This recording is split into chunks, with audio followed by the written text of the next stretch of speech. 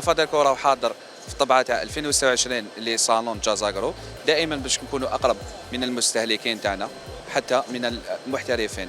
مجمع فادركو هذه السنه قام بالعديد من اخراج منتوجات جديده عده، منها لي باكيتون الومنيوم جدد، منها لي مولون الومنيوم.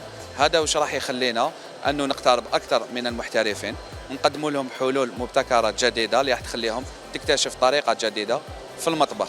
مجمع فادركو عبر الطموح تاعو ايضا راح يقوم بعده مشاريع، كما سبقنا ان نذكر مشروع مستغانم اللي راح يكون يعني مجمع صناعي جديد، راح يخلينا نخرج اكثر قوه الى الاستيراد من خلال يعني قدره صناعيه اكثر، او حتى ايضا نحسنوا من نسبه الانتاج.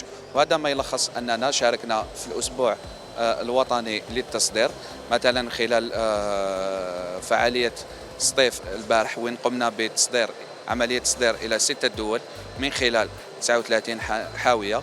وكل هذا يلخص طموح مجمع فادركو ل يعني مشاركه في تحسين وتطوير الاقتصاد الوطني.